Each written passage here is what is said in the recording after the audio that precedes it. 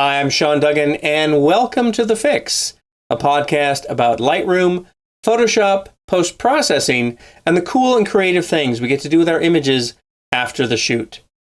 On this week's show, I'm happy to be able to welcome back Jan Kabili, who was the original host of TheFIX, and she's going to bring us up to date on some of the things she's been up to since she joined the Adobe Learn team to create tutorials and educational content for their photography and imaging products. And she's also going to share some beginner tips for a basic Lightroom Photoshop workflow.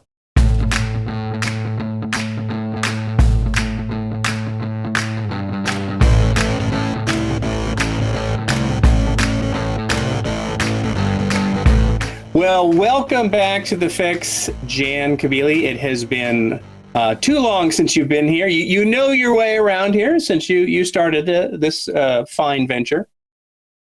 I did, and thank you so much for having me back. I really miss it, and I miss talking to you, Seán. Well, it's great to see you again and chat with you virtually, at least. So tell us what you have been up to since you left. It's been about 6 months now. And when you last were kind of regularly doing TheFIX, you had just go on a cool kind of creative geek cruise or something like that. What was all that about? Well, that's right. So it's true that I started TheFIX here on the TWiP network, and it was really great. And I think I did it, for almost a year. And then all of a sudden, all these amazing opportunities started landing in my lap. And honestly, I just didn't have time to continue. And I was so lucky to find you, Seán, and say, here, take it, go with it, run with it. And you've just made it fantastic. I mean, you've taken it way beyond, my wildest dreams, and so many great guests, and just love watching what you're doing with it. And so I think you're right. I think that was sometime in the summer that I stopped being the regular host on TheFIX. And the first thing that had been dropped into my lab at that time was doing a cruise, teaching on a cruise. And this amazing cruise line called Crystal Cruise. And it's like the high-end fancy schmancy cruises. They go all around the world. And we went on a cruise in the Baltic Sea, which was fantastic. Because it went all these places I'd never been, like St. Petersburg in Russia and Estonia and Latvia and Stockholm. And we just had a terrific time. Yeah, it was really great. It was really great. And so you were teaching Lightroom, Photoshop, and other things on that cruise? Well, I actually taught a wide range of things. There were a lot of beginner computer users on that cruise. And so the Photoshop part was mostly limited to Photoshop Elements. And we also taught the Photos app because, so many Mac users, their computers default to that. And so that's what they end up using. So we did a little of that. And then you're not going to believe it, I taught Excel as well. Wow. I know, but actually it was good. It was good for me because I use Excel a lot in my current job at Adobe. So I could have used the Excel course. I kind of have scratched the tip of the Excel iceberg and know how to do just what I need to do to get the very rudimentary things that I need to accomplish done. But I certainly could have used more of that. Well, I found that what I learned by you always learn when you teach, right? And so I learned a lot about Excel when I was teaching that, and I now use it a lot. I think corporations tend to use it 'cause it's such a great way to share data, among people that work in companies, and data is really important. So, so I did all that, and there were other things too that we taught, but we just had a great time and got to travel a little bit of the world that I hadn't seen yet. So I love doing that. Oh. Yeah. And then right from there, as soon as I got back, I started working at Adobe. Right. Yeah. That was the big thing that was the transitional catalyst for me taking over TheFIX, because we knew that you would not have the time to do TheFIX if you were working at Adobe. No, it's a pretty intense job, but it really is my dream job. I mean, who would ever imagine they would get that opportunity? And I've gotten it. And what I do there is I'm in charge of the Photoshop and Lightroom tutorials that Adobe produces and creates. And I think not everybody's aware that Adobe does that. And there are tons of great tutorials available on the Adobe site. And so that's my job. It's pretty amazing. And I don't do it alone, of course. I work with a whole team at It's called the Adobe Learn team. And we produce tutorials on all kinds of Adobe software, not just Photoshop and Lightroom, but Photoshop and Lightroom and the photography mobile apps. That's sort of my bailiwick there. And I work with designers and just so many really smart people. That's one of the best parts. Yeah. Yeah, that is a cool aspect of working in a creative group like that, is that the collaboration, with the other people on the team, that can be, just sort of really energizing. I've always found, because, if you're a creative person and then you're working with other creative people on creative projects, it just sort of is contagious, that enthusiasm, that energy. Yeah, it really is. And that's one of the big highlights of working there. So that's what I've been doing. What about you? Well, I've been doing this once a week, that's for sure, and doing lots of lynda.com recordings. And of course, you have lots of lynda.com recordings in their online training library. I do. I started with lynda.com back 12 years ago when there wasn't anything on the web at all, when it was just a live classroom in Ojai, California. And I used to fly out there once a month and teach these workshops about, what did we teach? We taught how to use Photoshop and Illustrator and Go Live to make websites. So that was pretty interesting. I remember Go Live. Yeah, that was my first web authoring program, was Adobe Go Live. Or actually, it was a Go Live Cyber Studio. And then Adobe bought Go Live, and then they released it as Adobe Go Live. Yeah, that takes me back. Me back. I know. It was great. It was a big, long ride with lynda.com. And I think I have about 40 some live titles in the lynda.com library now, Photoshop titles and Lightroom titles and Photoshop Elements titles. And they're still there, and they still, I still hope people go and watch them. And there are some that are still with the most current versions of the software, I did the beginning Lightroom course for them. I've been doing that for every version of Lightroom, including the current one, which is called Up and Running with Lightroom CC and Lightroom 6. And so if you're starting with Lightroom, that's a good one for beginners to Lightroom. Yeah, definitely. No, I've seen parts of that, and I've actually directed some of my own clients to that course as well. If they need, supplemental training that they can watch on their own, it's a great course. Thank you. And I love your courses up there. They're so interesting and, unique, not the same old. Well, thank you. Yeah, I have an eclectic mix of courses up there that cover a range of, photography technique, night photography, landscape photography at night, as well as some smartphone and iPhone courses. And my latest series is called the Photoshop Composite Project. So they're short courses, typically, about an hour to an hour and a half tops, and go into different Photoshop composite projects in each course. So I've got another couple that I'm getting ready to do here in a few weeks. Terrific. Well, I will be putting those in my playlists at lynda.com, so I'm sure to listen to them. Watch them. And then you were also going to be up at Anderson Ranch up in the Colorado Rockies this summer doing a workshop. Is that correct? Yeah, I don't know if a lot of people know about Anderson Ranch, but it's really one of the premier art workshops in the country.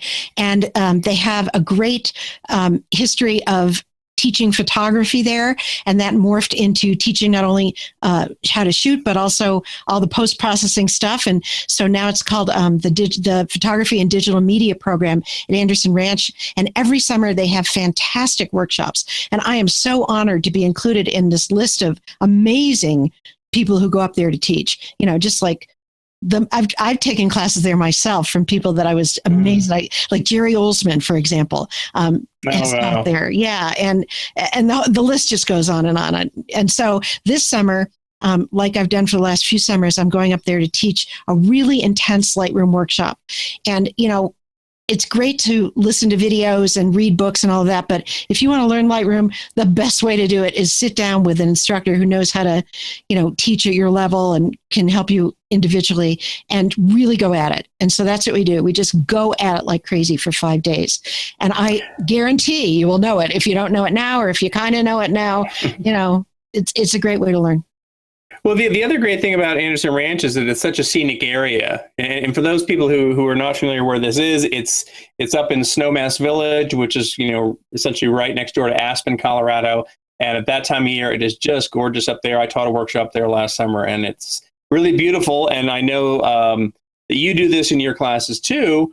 it's not all just sitting in front of a computer, working with software. Of course, there are field trips out to some of those beautiful landscape areas nearby to take pictures and then come back and work with them in the lab. So it's a great experience, a great place to go and kind of indulge in your photography for a week. It is. It really is an indulgence, if there's such a word. It just feels like nobody bothers you, and you can concentrate on doing that. And the other thing I really like up there is there are other kinds of artists around you, because they also teach painting and ceramics and woodworking and sculpture, and everything is going on at once. So you get to interact with people in the other fields of art. And I find that really inspiring. I think sometimes as photographers, that's all we think about is photography. But, I like to get a little input from other kinds of art too. So you don't have to do that sort of thing, but it's all around you. And that's really fun. So anyway, they're even, I was going to say, they're even branching out into 3D printing too. So they even have that in addition to all the kind of more traditional handwork arts. But, a very inspiring place. I'll make sure I put a link to your workshop in our show notes for this episode. Oh, thank you. I would really love it. If anybody is watching this and wants to come and learn Lightroom with me, it'd be so nice to have you. It's in early June. I think it's June 13th through 17th. And I assure you, you will have a fantastic time. Yeah, no, it's very, very beautiful. So let's move on and talk about some of those Adobe tutorials that you referred to earlier, because you and I were talking before we started the show, and you expressed the idea that there's a lot of people who aren't really aware that there are all these great tutorials on the Adobe site, and I have run into that myself. And I'm always handing out that information for people to go find on the web. And a common thread that I hear is people say, "Oh my gosh, I didn't even know that all this was here." So tell us a little bit more about that. Yeah, there actually are so many tutorials on the Adobe website, and I'll show you where they are in a moment. But I also wanted to mention that one way to get to them, that if you can't find them on the Adobe site, is you can just Google. So if you're looking for something, say you're looking, how to remove something from a photo, you can Google that. And if you add Adobe at the end, or even if you don't, you're likely to find an Adobe tutorial, because we have pretty good SEO, and so we end up pretty high on top of those lists when you Google subject matter. But let me show you the kinds of things that we have there. So here in my web browser, you can see the front page of the Adobe site. And this page changes. It doesn't always look like this. But I'm going to go over to the right where it says menu, and that is always there. And from the menu, I can see all the major products. So let's say I want to see some tutorials about Photoshop. I can just click here on the Photoshop icon. And that'll take me to the Photoshop product page. And every product, like Lightroom or Illustrator or InDesign, has its own separate page. I love this particular Photoshop product page. I think it's such a really nice image there. If I come over here to the right, you see where it says Learn and Support? That is where you can start your journey to try to find the tutorials that you need. So if I click there, that takes me to the first of the Learn pages for Photoshop. And each product will have different Learn pages.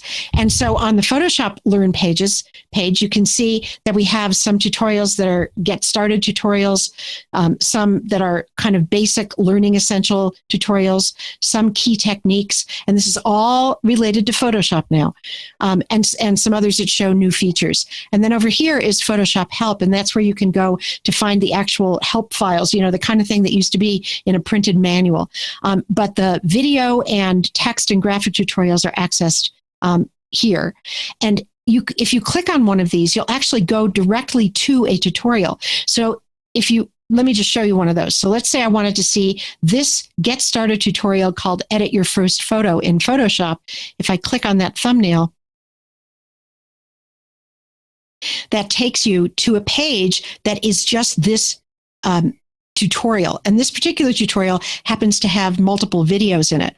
So if I scroll down, you can see that it has 5 different tutorials about editing your first photo, or your 5 different videos about editing your first photo in Photoshop. And all of these, by the way, were recorded by my buddy, Lisa Snyder. I think she did a great job. She did a very short video here, just maybe 5 minutes or so, on cropping and straightening in Photoshop. And then below that, another on improving lighting and color, removing unwanted content, using content-aware tools, and then getting a little creative with your photos and some of the things you can do to make them look different, and then sharpening and saving. So all of that is part of a single tutorial. I'm going to go way back up to the top. And then let me go back with the back button. Because I think it's nice that they, I was just going to say, it's nice that they're kind of split up. You know, the whole lesson's about 20 minutes roughly, but it's nice that they're split up into, like, you know, the 5 videos. So each video is really no more than 3 to 5 minutes. And they've got those little time code markers in the captions under the video players that show you, oh, at this point in the video, she's going to start talking about, you know, whatever XYZ. So that makes it easier for people to quickly kind of get to what they need to find. Oh, thank you. That's nice of you to say so, because that's something that I do. I put those little things in there. Yeah, that's great. Yeah, and I make all these web pages that you see and everything. Now, so not all of the videos have not all the tutorials have multiple videos like that. So here, for example, is a tutorial about a new feature in Photoshop called artboards, which is something that designers love. So if I click on that one, that happens to be not a multi-video tutorial, but just a single video. And you can see the single videos have this big white circle with a play button in them. And if you click there, a single tutorial on that subject starts to play. They're all just around 5 minutes, so it doesn't take too much of your time to listen to them. So that's another kind of tutorial that we have. I'm going to go back. I want to show you one more thing here. So a lot of people, I think, get this far and click on these, but then you just sort of go, okay, I saw one tutorial, now what? Well, if you get back to this point and you click show all tutorials, this is where it gets really rich, because as I scroll down here, you can see that we have categories of tutorials. We have get started tutorials, which are all the ones you see here. In the case of Photoshop, for example, here's one on cropping a photo, fixing flaws, introduction to layers, and so forth. Over here, we have some more getting started tutorials that are actually projects you can do, like create a flyer or make a social media image, something you might put on a Facebook post, combining photos. But then we have a whole nother page, Learn Essentials. I'll click on Learn Essentials here, and wow, look at everything that's here. These are all tutorials that might be of interest to those who are just starting with Photoshop. Everything from using Camera Raw, lots of tutorials on that, design techniques, like what do we have? Linked smart objects, rounded rectangles, using shapes, all kinds of things, using type over here, painting and drawing. And then if you want to kind of get down to an even more granular level, maybe some key techniques you might be interested in over here, where we have ways to design for mobile and web, for example, how to use Photoshop with other apps, editing video in Photoshop, working with 3D. I mean, you can see there's a huge resource, like a treasure trove here of features. And you also can look at these tutorials by when those tutorials that have to do with new features that were introduced at particular times. For example, camera shake or smart sharpen and so forth. So there's a ton of stuff here. And this is just the stuff I showed you regarding Photoshop. Of course, if you go to the Lightroom page, you'd see a whole bunch of other stuff. So I want to make sure people know about this and take advantage of this great resource. It is all free and it's all here, to help you to use these products, because we really want people to be able to use what we make. And to just a little bit of learning and a little bit of practice, I think you'll take your experience with the products a lot further.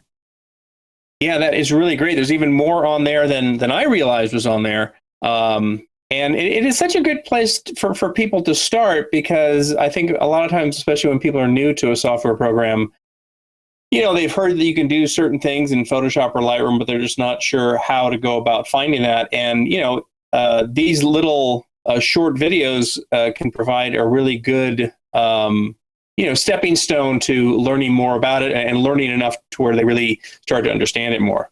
That's right. And, I do want to say, I think there are many people who do find these tutorials. It is amazing to see the numbers of people that watch individual tutorials. It's way beyond any size audience I ever hope to have in all my other endeavors. So, there are people around the world who are benefiting from these tutorials. And so, they're there. And I hope those of you who haven't found them will take advantage of them now. Cool. I'll make sure that I have a link in the show notes, although they just need to go to adobe.com and go to the menu and search for those, and they'll find them. Yeah. So here I just flipped over. We have the same sort of thing for Lightroom. The same categories: get started, learn essentials, key techniques, and new features. You'll find lots and lots here as well. Everything from importing to developing to outputting and sharing with Lightroom, and also with the photography related mobile apps. Don't forget about those. Yeah, those are very cool. Yeah. And you mentioned earlier that there was even a way to access some of this tutorial content from within Photoshop. That's right. But would you like to see that? Yeah, let's take a look at that. Okay, so I happen to have Photoshop here. And those of you who are using the current version of Photoshop, and if you're a Creative Cloud member, I hope that you have updated your Photoshop to the current version, which is Adobe Photoshop CC 2015. You'll see this relatively new feature called the Start Screen when you first launch Photoshop. And it's this big gray screen here.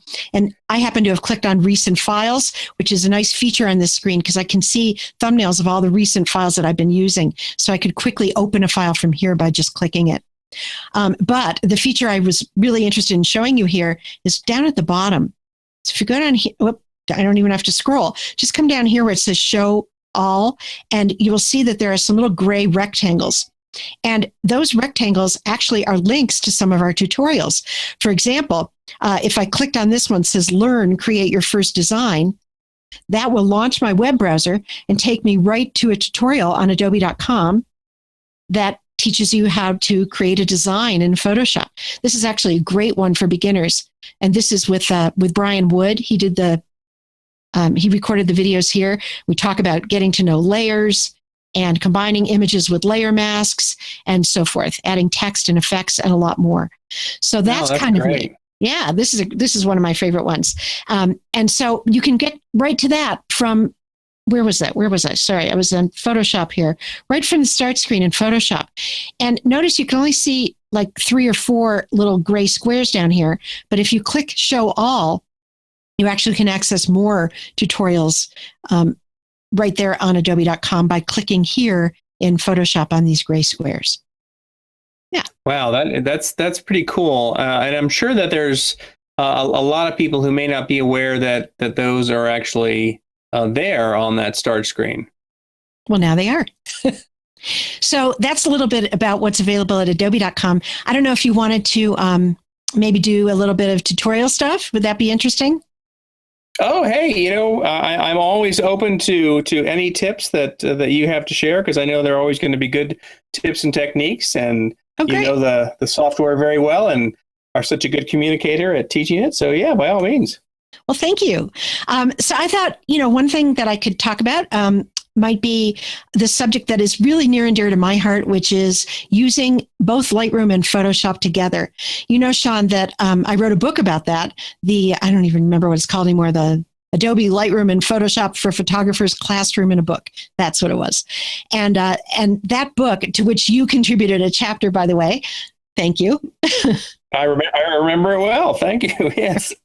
So that book went into this subject in great depth of, the fact that Lightroom and Photoshop are both of great use to photographers, and that I encourage people not to think of it as, gee, which should I use, Lightroom or Photoshop? I really see them as a team, and there is great value in using both programs. And Adobe has made it pretty easy to start your work in Lightroom and then take it to Photoshop when and if you need to use Photoshop too. And so that book and other tutorials that I've done on adobe.com and at lynda.com are all kind of my crusade to get people to understand that they should be using both, not one or the other. So I thought I might show you a couple of situations where it would make sense, really common things that people do all the time, to use both Lightroom and Photoshop together, explain why, and show you how to do it in a way so that it's all like an automatic passing of your photos from Lightroom to Photoshop and back, so you don't have to do that manually. Would that be of interest? Yeah, definitely. And of course, the one thing to point out to people is that, with the Adobe Creative Cloud photography plan, they're going to have both programs anyway for only $9.95 a month. That's right. I think I'm not sure is it $9.95 or $9.99? It's pretty close. It's, the price of, gosh, here where I live in Boulder, Colorado, you couldn't even get dinner for that, right? So right, it's the price of a few Starbucks a month, basically. That's right. So you do have access to both programs when you need them. So what I think is a good thing for photographers to do is to start in Lightroom, because I really see Lightroom as kind of your hub, the place in which you can get all your photos managed and organized all at once.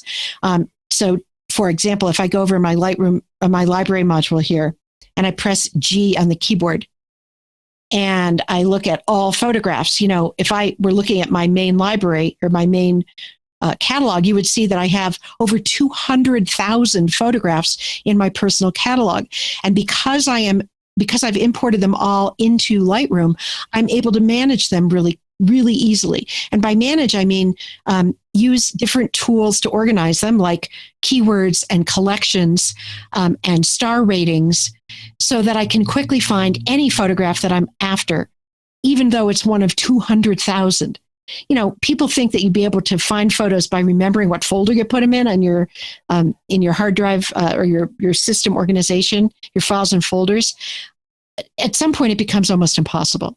So that's why I really like to start everything off in Lightroom. And I always import my photos out of my DSLR and from my iPhone as soon as I can, so that everything is in one place. And, I just use the simple organization tools to get them ready to go so I can access them. And then after I do that, then I move into editing photos. And so, for example, let's find a photo that I might want to edit here. Let's do maybe this one over here. Is this the one I wanted? One of the ways that I find my photos is by putting them in collections. So I'm actually clicking on a collection right over here on the left side of the Lightroom library. And so I've made collections where I have some photos that I may want to add text to. I just happen to have one here. So let's start with that one. So what I might do with a photo like this, let me make the thumbnail bigger so you can see it, is to start off working in Lightroom's Develop module and making some photo edits to it. So what do I mean by photo edits? I mean things that you might do to improve the appearance of a photo. And I do that in the Develop module, which you can access by clicking Develop up here or just press D on your keyboard. And that opens the photo in a different module in Lightroom, one where you have access to lots of different controls for editing. And those controls are over on the right. For almost every photo, I start in the basic panel, because here is where I can access my basic tonal and color controls. And a simple way to work here, you don't have to do it this way, is I can just start at the top. So if I wanted to change the color balance of a photo, perhaps make it warmer or cooler, I can just use the temperature and tint sliders here. Like if I want to warm this up, I could drag the temperature slider over to the right a bit. And then oftentimes I want to change my exposure. If I want to make things a little brighter overall, I could drag to the right, or to the left to darken overall. I'll drag this one to the right a little. And maybe I want to darken down the highlights, the 3/4 tone bright areas. So they become a little darker so you can see more detail there. Maybe open up the shadows a little, bring the brightest whites up, the darkest darks down. And, that's kind of a typical workflow that I do on almost every photo. And sometimes I'll add a little mid-tone clarity, which is kind of a sharpening of the mid-tones, and maybe a little vibrance or saturation. If I do vibrance, that will saturate colors that need it the most. And then I usually do a before and after at that point by pressing the / key on my keyboard. So that's how I started, and that's how I am now. And that's quite a difference. And, it didn't seem to be so different as I was moving the sliders, but from that to that is pretty cool. Yeah. What I found is that a lot of people, of course, when they're new to Lightroom, they open it up and they see all of these different possible sliders and controls over on the right-hand side of the Develop module, and all those different little panels. And, they may feel a little bit overwhelmed going, oh my gosh, do I really have to know all this stuff? But there's just so much that you can do in just the basic panel. And for a lot of images, you don't even necessarily need to go into any other panels, because you can accomplish everything you need right there in the basic panel. Absolutely true. And, beyond the basic panel, if you're in a hurry or if you're a beginner, maybe the other place you might want to visit is down here in the HSL panel, which means HSL stands for hue, saturation, and lightness, which are the three properties of color that you can adjust here. And I will often come into the saturation area of the HSL panel, for example. But there. And then I might click on this little tiny, I don't know if you can see this. Let me see if I can make this zoom in so you can see this better. This is called the targeted adjustment tool in the hue saturation panel. And with this tool, I can then click to activate the tool and then go into the image and say, I think that the oranges here in the boat are too saturated. So I can just click and drag down and notice, see the sliders moving over there in the saturation panel as I drag around. That will then, without me having to worry about what color that might be there, it'll just take down the saturation of that range of reds and oranges throughout the image. And so that's another thing that I think is a good sort of starting place and something you might do as a basic adjustment, even though it's not in the basic panel. So that's, sometimes all I do here. Now, but let's say I wanted to get a little creative with the photo. There are some creative features here in Lightroom. I don't know if everybody's aware of the presets that come with Lightroom because they're not in the same area. They're over here on the left. So let's say that I wanted to experiment with maybe doing some black and white or a split tone with this photo. I might come over to the presets panel and I don't know, let's look at split tones. There are all kinds of categories of presets here. Maybe I'll go to the toned presets. And this little area up here is called the navigator panel at the top left. And as I hover over any one of these presets, you can see how it would look on this particular photo. And I don't know if everybody knows that. Yeah, I love that feature. And you're right. There's a lot of times new users are just not aware that they can do that. And that really kind of takes the place of or is essentially the same thing as, little thumbnails of presets that you sometimes see in other programs or plugins where it shows you an actual, grid of thumbnails. And here you just get the same thing. You just have to mouse over the name of the preset and the navigator panel will change and show you what it's going to look like. Very slick. And then you go, okay, I think that I can't point to it, but look up at the top left and you'll see how this particular preset would look on this photo, the split tone number 1 preset. If I wanted to apply that so that I can see it in the document window, I just click on the preset. And now we see it over here. And I think that one looks pretty nice right off the bat. So let's say that that's the work I'm going to do in Lightroom. That's what I mean when I say that I do my photo quality edits and sometimes a little bit of creative work in Lightroom. But when I want to do something special to a photo, then I take it to Photoshop. Now, what do I mean by special? Well, I kind of think of these as categories of things that you could do in Photoshop that you either can't do in Lightroom or that you could do better in Photoshop. One of those sorts of things is, what if you want to add text? So what if I wanted to use this as some sort of a postcard or advertisement for my photography studio? Here's a great place to add some text right in here. You can maybe do it in Lightroom's print module, but it's way easier and you get way more options if you move the photo over to Photoshop. Another thing that I might do in Photoshop is to use some of its content-aware tools to remove items that I don't want to have in a photo. So here's some kind of gross-looking bug. I don't know what that was. You see it right in the middle? It's like, ew. Yeah. I was wondering what that was before. It's like, yeah, that's kind of bizarre. I know, it's gross. I don't want it in here. Now, true, you could try to, this is a good example of something you might be able to get rid of in Photoshop, or excuse me, here in Lightroom, using the spot removal tool. But I have found that for much of my content removal work or my retouching work, I get way better results and I have way more options to get those results in Photoshop. So I'll usually take things over to Photoshop of that nature.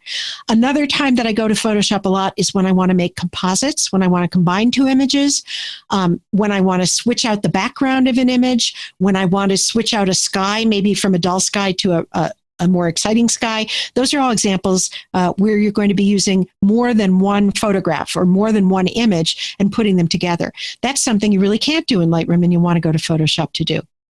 So those are some ideas of why. Let's see how. So in this case, I think what I would like to do after I've made these edits in Lightroom is take this photo over to Photoshop to add some text up here and maybe get rid of that bug. So how am I going to do it? Well, you could go out to your operating system and try to find this photo, and open it in Photoshop. But if you did that, you wouldn't see the changes that you made to it here in Lightroom, because Lightroom doesn't actually save the changes into your original image. It just is writing the changes as text instructions in the Lightroom catalog.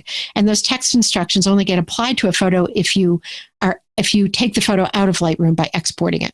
So instead of doing it that way, what I'm going to do is just right click, or you could hold the control key and click, and you get this contextual menu. And from here, I'm going to choose Edit In. And if I have Photoshop installed on my computer, as I do, then automatically it will appear as the first item in this menu, Edit in Adobe Photoshop. And mine happens to be the latest version of Photoshop, so it says the whole name of Photoshop there. So all I have to do is click there, and here I get a little window that I want to show you. This one is called the Edit Photo with Adobe Photoshop window. Now, why am I getting this window? I'm getting this window because I am starting here with a file that is not a RAW file. This happens to be a JPEG, but it might be a TIFF or a PSD. But I think for a lot of photographers, you'll often be starting with JPEGs. Now, I know we're all taught always to shoot RAW and the great advantages of shooting RAW, but still, I know a lot of people shoot with JPEGs. So I wanted to show you that, when you do shoot with a JPEG, you get this dialog. If you shoot with... Well, and there are also... Pardon? I was just going to say that I was just going to add that if they're working on images from their camera phone, they're almost certainly going to be working with a JPEG. Yeah, that's right. If you brought photos over from Lightroom Mobile, for example, or if you've imported your photos from your phone some other way and brought them into your Lightroom catalog, those will be JPEGs. Now, I do want to say, if you happen to be using a RAW file, you will not see this dialog. What would happen at this point is your photo would have automatically opened up in Photoshop. But because we have their JPEG, we need to figure out which of these options are best. And I normally will go with the first option here, edit a copy with Lightroom adjustments. What does this mean? If I select that first option, then all the adjustments you just saw me make to this photo in the basic panel, in the HSL panel, and then I even applied a preset on top of all that, are going to appear over in Photoshop when we take our photo there. So in most cases, that's what you're going to want to do. Now, I will show you an example of when to use Edit Original. That comes up a little bit later. So I'm going to click Edit. And now, if Photoshop is not already launched, it would launch. And in just a minute, it'll appear here on my monitor with that particular photo open in Photoshop and ready for editing, which is great. I don't have to do anything. It's all automatic. Now, I said I wanted to add some text to this photo. One of the many reasons that you might want to go from Lightroom to Photoshop. So I've got my horizontal type tool selected over here on the left in the tools panel. And, one of the little tricks with this tool is that oftentimes when you go to type with it, your type will be so tiny. So before I start typing, I almost always come up to the options bar at the top, and I just choose like the largest point size that it allows me, or I type in a large point size so that when I do start typing, I can at least see my text. And, I'll click here, and, this is going to be really big. So we'll call it, wow, this is huge. So maybe I went too far with that. Let me start that again. I'm going to cancel by clicking the cancel button. Let me choose 24 point. Depends on which font you have selected, how big your text is going to be. And now I'll click in here. And this photo was taken by my partner, John Lorenz. So we're going to type John Lorenz photography. Well, I just want to interject here that checking the options bar before you use a tool is good advice for whatever tool you're using in Photoshop, because the options that are set up in the options bar that runs horizontally across the top of the screen are sticky, meaning that they will stick around until you come and change them again. That's a very good point. And so what we're seeing now just happens to be whatever font and font style and size and color I used the last time around with the type tool. So now here's a funny thing about type. You always need to commit your type, because when you add or edit type in Photoshop, it's like it takes you into another realm. And so you have to do one of several things to commit your type. One of the easiest, if you're a novice, the easiest way to do that is come up to the options bar and click this big check mark. But if you were to select another tool like the move tool, that would also commit the type. And that gets rid of that line under the type.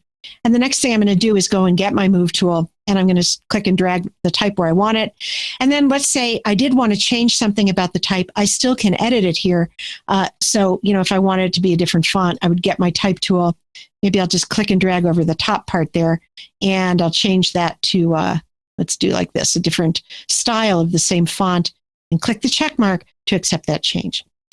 Anyway, there's lots to know about text in Photoshop, but we don't want to spend too much time on that. What I really wanted to show you is that now, if I want to see the text I've added to this photo, before I do that, I'm sorry, I forgot about the ugly spider hanging here. Let's get rid of him too. And that's something that's really easy to do in Photoshop. To do that, when I make changes like that, I usually like to add a new layer and put my changes on the new layer to give myself more flexibility to change my mind about an edit. So I'm going to go to the bottom of the layers panel and click the create a new layer button there. That makes a new layer. I'll double click the layer name and I'll call this my healing layer. And then I'll come over and I'm going to use my favorite and easiest of the healing tools, the Spot Healing Brush tool, which pretty much does all the work for you. You just want to be sure to go up to the top and make sure in the options bar that you've checked sample all layers when you're trying to use this tool on a brand new layer like I'm doing. And then I'll come in. I'll make my brush a little bit bigger than the spider, and I like to do that by using the bracket keys on the keyboard, which are to the right of the P key. So I'm pressing the right bracket key there a few times and get myself a little circle that's bigger than the spider and click. And the spider is gone. And look how nicely that blended in with the background, as it often does. But if it didn't do it very well, because I've got this on a separate layer, I could always throw away that layer and start again, or I could erase what I'd done from that layer. See if I turn that layer on and off. The spider is still there, but he's just on that, he's being healed by what's on that layer. Anyway, so now that we've not only healed, taken away the spider, and added the text, look how easy it is to get this photo with the edits I've done in Photoshop back to Lightroom.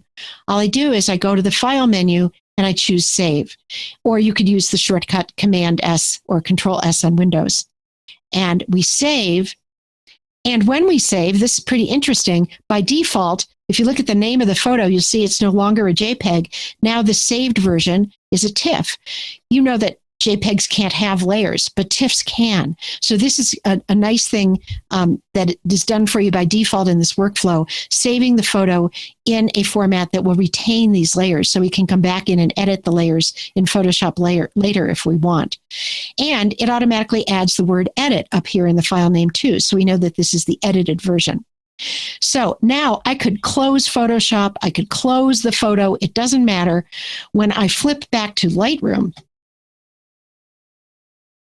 we can see here in Lightroom the very same photo with everything we just did to it in Photoshop. The spider is gone and we've got the text.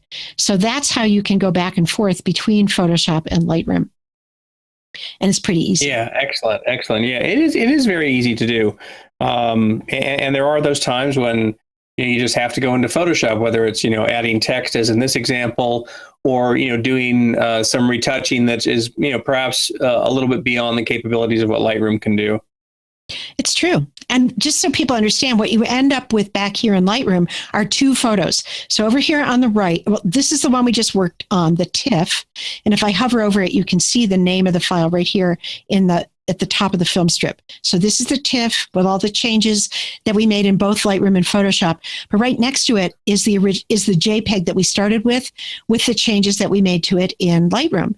And if we didn't like those changes, we could, because all changes in Lightroom are not actually, I don't want to, let me see, how can I say that? Are not actually changing the original file.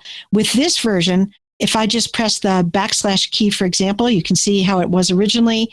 I could click reset and get rid of all the changes that I added to the JPEG, or I could go right up into the basic panel and here Here in the basic panel, I could change, some of the edits there. So there's a lot that you can do to the original, to the JPEG. But if I want to work with that TIFF, I've got a second copy of it too. And do we have time that I can show one more thing about how to go back to Photoshop to edit again a second time? Yeah, certainly.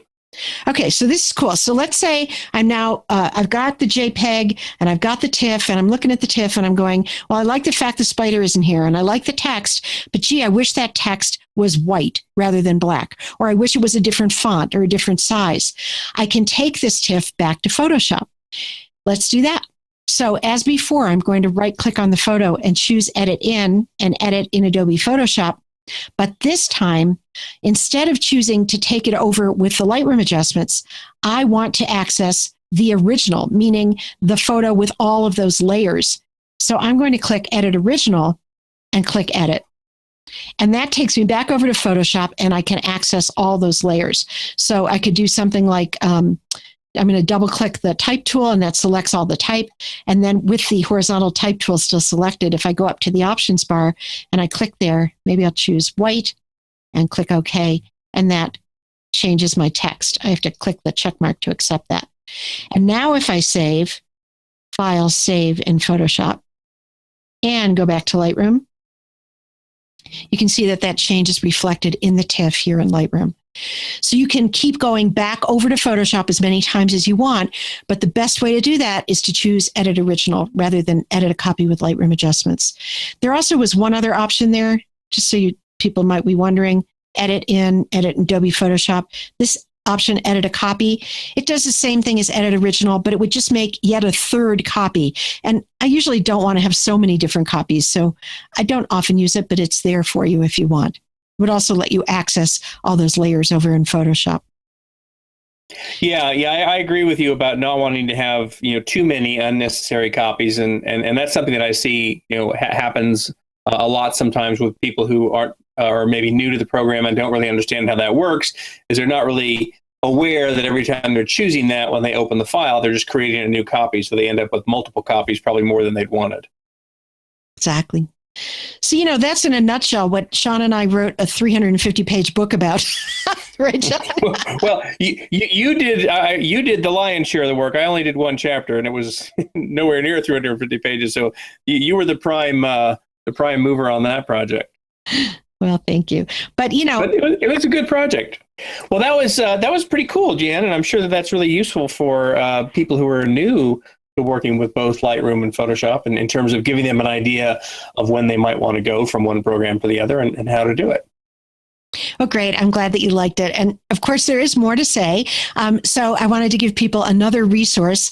I just did a tutorial on the adobe.com website that shows how to do some of the things I showed you today with that very same photo, but even more. And I think Seán will probably put a link to this particular adobe.com tutorial, which is use Photoshop with Lightroom to take your photography to a new level.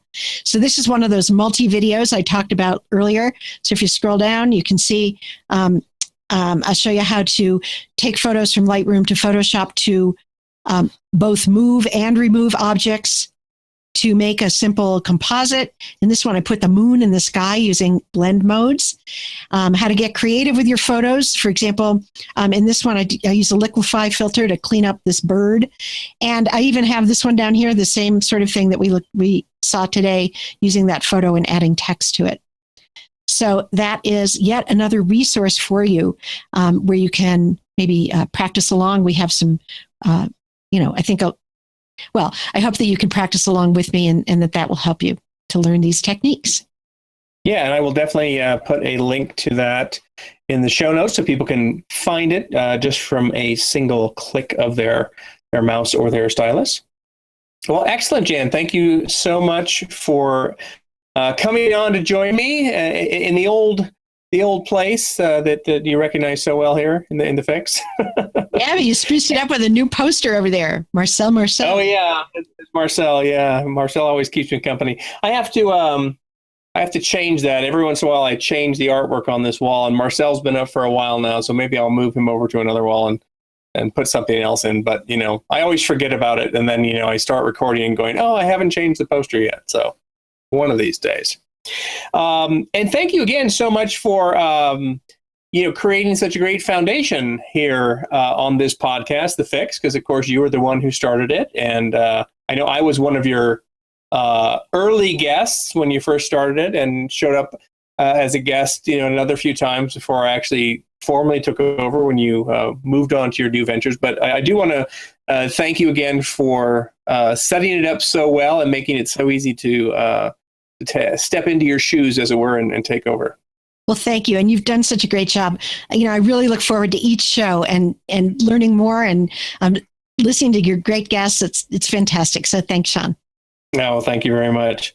So where is the best place for people to find out, find some more of your cool tutorials on the web? Well, if you want to watch my tutorials, head on over to lynda.com and you'll find lots and lots of courses there, 42 of them, I think now. And I hope that they help you. And those are on Lightroom and Photoshop Elements. Yeah, a whole lot of different subjects, all photography oriented, because that's what I love. And right. You can find them all in one place at lynda.com if you do lynda.com/Jan Kabili. And I'll definitely have a note for that in the show notes. And of course, we'll probably be seeing more of your fine work on the Adobe tutorial pages that we looked at earlier in the show, I'm guessing. Yeah, I hope so. And then for people who are interested in going to an incredibly beautiful place this summer in June, the Colorado Rockies up near Aspen, you're going to be up there at Anderson Ranch Workshops teaching Lightroom, which is an excellent place to learn Lightroom. And of course, you're an excellent person to learn it from.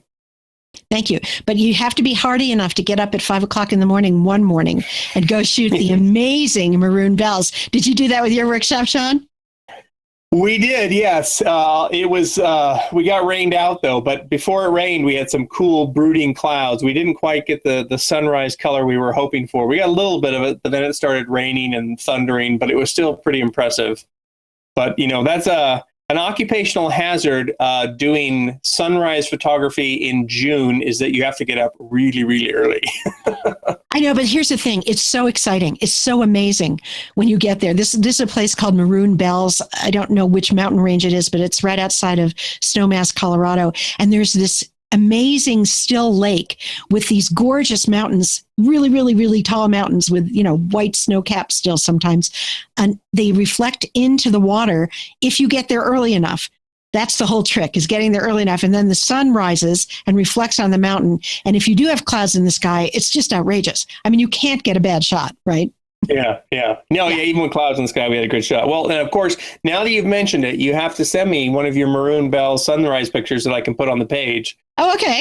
And that way, people can look at the webpage at thisweekinphoto.com/TheFIX and find this episode, and they'll see what the Maroon Bells looks like, which is a beautiful place.